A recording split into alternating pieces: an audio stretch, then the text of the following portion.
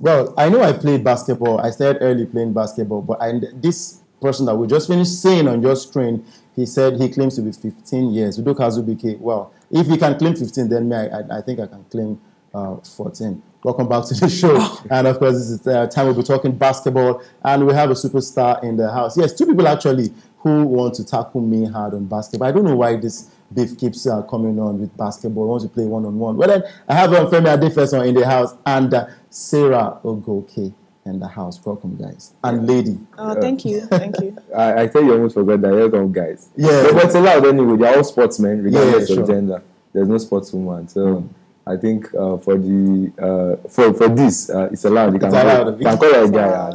Now she's a lady. Welcome to the show. Yeah. Thank you. I'm happy to be here. Exactly. How do you feel? I mean, you saw the video we just finished seeing that video. Udoka Azubike. What will be your rating concerning the guy you just saw? Well, he's clearly dominating everybody that he's up against. Nobody can match up with him at all. I see the clips, he was dunking on everybody. So, I mean, he seems like he's a very good player, far better than his competition. Where are you from? Well, I'm originally from Imo State, Owerri, but I was born and raised in the United States of America. Okay. Yeah. And where in Imo are you from? Owerri. I need your village. My village, Amawam. Okay, wow, nice. I thought she was going to move that. I don't want to put her on the spot. I don't want her to start speaking her native. Can you do that? Anamasuna. Really? Yes, but it's a Owerri dialect specifically. Don't hit me with Central Igbo because there's someone behind the camera. freeze. There's someone in the control room right now that is probably shouting at me that he thinks I can't speak my language. But I don't want to speak that language right now. Let's not start speaking. Let's not turn into an Igbo show. I mean, let's to you now. When did you start playing basketball? Shoot, I probably started when I was like 12 years old. Really? Yeah. Wow, over there in the United States. Yeah, in the United States. I started when I was 12 years old.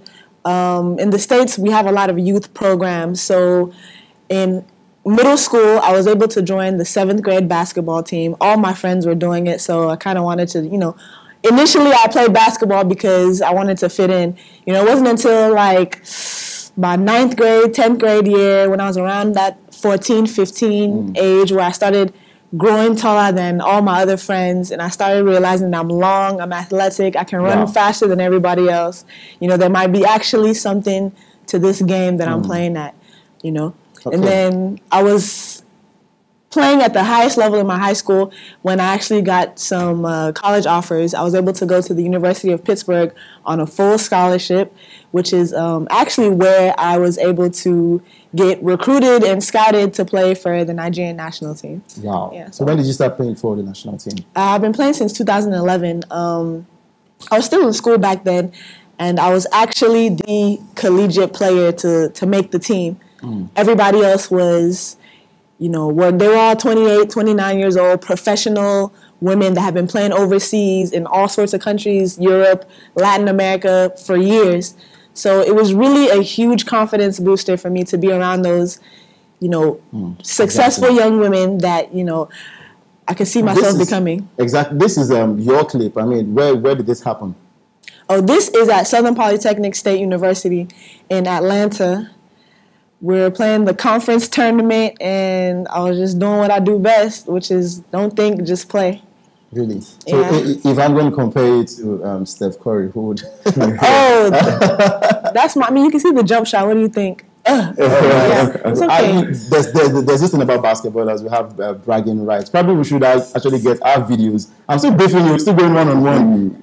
Really, I'm looking forward to that time that we'll be having our one-on-one competition. But then, you're playing in Angola. Yes. Angola. How is the experience? What is it like playing outside the shores of Nigeria? Well, Angolan basketball is considered in Africa to be amongst the most elite. They won AfroBasket in 2011. They won it in 2013. The last 3 or 4 MVPs of the Cup of Nations have come from their program. So, for me to be able to get an opportunity to play in that league, is a testament to my abilities, as well as, a way for me to gauge, how good I actually am. So, yeah, it's been a really good experience. We know Angola, Femi, we know Angola to be more like a voodoo team to the Nigerian, the Tigers, and also the Tigress. How would your rating, what would you say about Angola? Angola and Nigeria concerning basketball at the moment? Well, I must admit, Angola is heads and shoulders above us. When it comes to funding, organization, and the strength of their league. But talent-wise, I think Nigeria is actually, a whole lot better than the Angolans. Honestly, we have taller players, we have more athletic players, we have players that are more talented. You look at it, how many Angolans are actually successful, in Europe or in the NBA. Don't forget Andre Iguodala is Nigerian.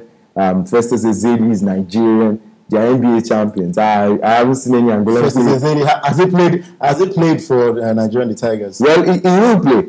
Because he's shown intent. No, this is not about hope. That's if he gets invited. Yes, he's going to get invited. Okay. No, it's obvious. Come on. What does he need to get invited? He has won the NBA already. Oh, okay. There's no other criteria. We heard the same thing about what's his name again in Orlando. Well, there were a little bit of issues with Victor Oladipo. Yes, initially, but I think all that will be resolved. Let's not forget that he was called up at the U.S. national team for the select pool, for the World Cup in Spain. So one way or the other, he's been pulled into the U.S. system. So it might be a bit difficult, for Nigeria to actually get him out of there. Because when you're being looked at, let's not forget our biggest star of all time. In fact, one of the best basketballers of all time, Hakeem Olajuwon, didn't end up playing for Nigeria, because he was that good. The U.S. couldn't just let him go. So it might be the same case for Victor. We don't know. It's still early. But I, for one, I think it's going to be a bit difficult for him because of the position he plays. I don't think he'll be able to push off a James Harden or a Steph Curry or a Klay Thompson. So he might reconsider that sport and decide to pitch his tent with Nigeria. Where he has a lot of opportunities. Exactly. And you look at some of the big boys, we just mentioned, we have Al-Farouk, doing well with the Dallas Mavericks, as well. There and a couple of other guys, Ekpe Udoh, in the Clippers, who also could, one way or the other to get back into the team. So you shouldn't just look at Victor and say he's a far forgotten case. He might just still come and play for Nigeria. And look, Nigeria is very, very talented. I didn't mention any Angolan name. That's because there's not. Okay, well, let's see what this caller has to say concerning that. Hello, good afternoon. Hello? Yeah, good afternoon. Welcome to the show. Hello? Yeah, good afternoon. Please turn on the volume of your TV set.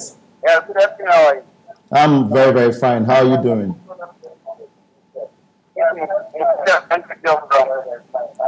What's your name and where are you calling from? Okay, we can't really get you. Please turn on the volume of your TV set when you do call in so we can have a better reception and we can hear each other clearly. And to you, Sarah, yes, the national team, yes, the Tigers. Do you think you ladies, or men, or ladies, when we talk about women, most people see women as fragile. So when you say ladies, it means that okay, well, ladies, you do the. That's why they call everyone sportsmen. Okay, so do you think you sportsmen? You can say ladies. Ladies is perfectly okay. Ladies do play basketball. Yes. All right. Do you think you ladies have what it takes to go all the way in the AfroBasket competition in Cameroon? I don't think we do. I'm 100% sure. Really? That we are perfectly capable of doing that. Rights right there. Definitely. Not only, I'm not just saying that because I'm Nigerian, I play for Nigeria, but I played for Premier de Agosto in Angola, and 80% of their club team is the national team. So I know those girls, I know what they can do, and I also know what we can do. And I personally don't think they'll be able to match up with our length, our athleticism, our speed. So we have a very, very good chance. If we prepare the right way, we'll definitely be able to take it home. Okay, now let's compare the training sessions that you have in your club and the one you have right here in Nigeria. Is it almost the same thing, or would you rate your clubs that training more serious than the one you have here in Nigeria? Well, I'm not gonna lie. The Angolan girls are head and shoulders. The Angolan program is head and shoulders above all the programs in Africa. They put so much money into their program that it's really ridiculous. They take things to the next level. They have a 10-month season. They play 50 games throughout the year. They have a full, out preseason, postseason weight training program. They bring in specialists to train the ladies. They bring in nutritionists. Their players have, had a chef and a maid in my contract and everything. So they're very well taken care of. And, if we can bring Nigeria to those standards, which can be done very easily and soon will be done, under our president that we have, TJ, I think we'll be okay. Okay, I think they will be very, very fine. We expect the best from our ladies, of course, going over to the AfroBasket competition. But then, we had the FIBA 3-a-side over the weekend, and it was a marvelous one. Yes, I missed it, and I feel bad that I missed that competition. You should feel bad, though. But don't worry, you're standing beside the champion. Oh, okay. Because she was... she represented the Nigerian national team alongside other national team players, Atosu Upe, Nkechi Akashili, and then Chioma Uriaja. Okay, before you go on, let me hear what our caller has to say concerning that. Also, good afternoon and welcome to the show. Hello, good afternoon. Hello, caller. Okay, our caller isn't ready to talk to us. Yeah, you can go ahead. Yeah, so Nigeria won eventually the senior female category of that one against their opponents in Togo at 21-9, beg your pardon, was how we ended in the game. And for the men too, the senior boys actually did themselves proud. They beat that, and a very impressive Ivorian side, I must say. 17-13 was how we ended. And Stanley Gumut, went home with the most valuable player trophy, going as well. Chioma Odiaja actually was the MVP for the females, okay. And I must say they got good money. Really? Yeah. Probably should share some after we're done. After we're done with the show. Let me hear what our caller has to say concerning all that now. Hello. Hello, good afternoon.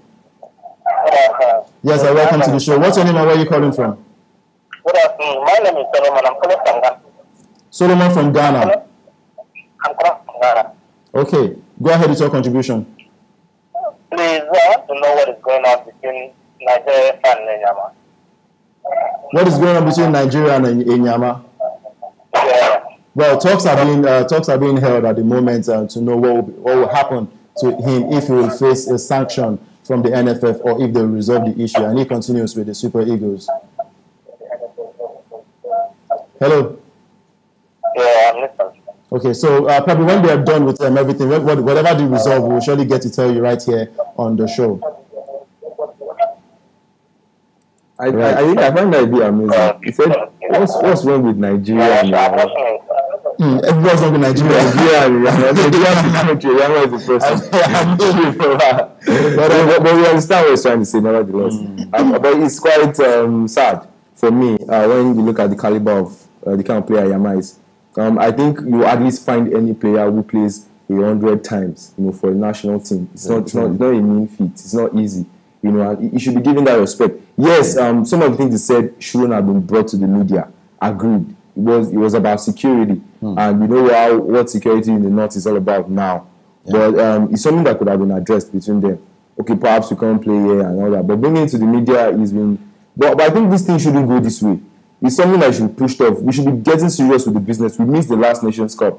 Now we're playing qualifiers. It's all about focusing on that now and getting business done. If he's going to be the best person to be in between the sticks, to keep the goal, let him play. Let's drop the egos. I think that's the problem with the federation now and the players. Some players are feeling they're big, while the federation officials are like, hey, we're the one that brought you here. So we just have to play to our team. So let's drop all that and focus on winning our games, getting the victories and qualifying for the Nations Cup. And of course, the NFF have come out to say that there are cliques in the Super Eagles. So I think that shouldn't be a problem. It shouldn't be. We should know how to resolve things. I don't think we should be saying it out. We don't want to know. Let them just get the wins. That's what we're concerned about. The president shouldn't be saying that. It's wrong because that's sorry to keep on counting on this. But the truth is, the NFF is actually throwing the hammer at Yama for coming out to the press talking about security. Now, the same president is coming out to say there are cliques in the national team. You are relatively doing the same thing. Something that is not meant to be brought to the public. Exactly. That could be addressed in a meeting or whatever. It's a case of everybody's looking at it like, it's a case of he who lives in a glass house shouldn't throw stones. Well, then over to the pretty woman we have here, who would run us down, run you down in basketball. Yeah. Yes. Let's go over to the NBA. Who's your favorite player in the NBA? Well, Stephen Curry right now because he's just shooting the lights out of the ball. Okay. I try to fashion my game like his, actually, as a point guard and a shooter, at the same time. He's a guy I look up to. Wow. Okay. When you train, how many hours do you give to training? Oh, my goodness. And how many shots in a day do you take? Oh, you can probably say that you can consider me a gym rat. Like, I live in the gym. I probably wake up, when I'm in the States for training, I wake up probably by 6 o'clock. I do my running. I go to the gym by 8, and then I pretty much stay there from 8 until 12, come home, eat, take a nap, and go back to the work. Wow. Okay. Well, obviously, I shouldn't ask you who you supported when the Golden State Warriors took on Cleveland. Of course, you supported the Golden State Warriors. Exactly. All the way from game 1 to game 6. Exactly, yeah. All right. You heard that. Not like so. I really agree with you. I just heard that. But really, in all of it, I must congratulate Steph Curry for a good job. But in the end, I think they are just two outstanding players, Andre Iguodala and LeBron James. They stole the show for me. I think they were the players of the finals, and I must say we have a lot to look forward to in Andre Iguodala. I think the MVP actually started from the beginning of the season when he decided to take a bench role. He's never come off the bench all his life in career in the NBA, and he's played over a decade. And he decided, look, for the sake of the team, because we want to win, I will go on the bench. And he came in from the bench, and he's become the first NBA player to actually win the MVP in the finals coming from the bench. I think it's a wow thing for me. And the fact that he's Nigerian, though he's not playing for Nigeria, I'll keep celebrating. We'll celebrate without a Nigerian. So. But the thing is, nowadays, this year is the Olympic qualifier, and everybody wants to play for Nigeria right now. People are fighting, calling my phone, like, how can I play? How can I play for Nigeria? I can definitely guarantee you that if he gets that call, he'll be around. Okay, if he gets that call, he'll be around. Well, we've gotten our own call. That's the much we can take on the show for today. And it was a marvelous one, if I must admit. And I hope you enjoyed yourself back there, sitting at home, taking out your 1 hour to watch us today. I thank you very much, our camera guys, our crew who made this show possible. Of course, our sound man and Mr. Producer Extraordinary. And you, our number one man out there who stayed to watch us. And on behalf of Tayo and Jimmy and, of course, Femi Adefeso and Sarah Ogoke, I thank you very much for coming on to the show today. Oh, my pleasure. And Femi, one-on-one. Just keep it locked down, one-on-one. So nobody wants to play me. No, we'll get to you. We're taking it easy. This is like going to be like, the Manny Pacquiao and... Mayweather fight. Don't count me out. I train against boys. Like, okay, off time, we'll talk about that. Okay. That's the much we can take today. Tomorrow, same time, same station. Stay tuned. 2 p.m. We'll give you the best of sports. Keep it locked down to Rave TV.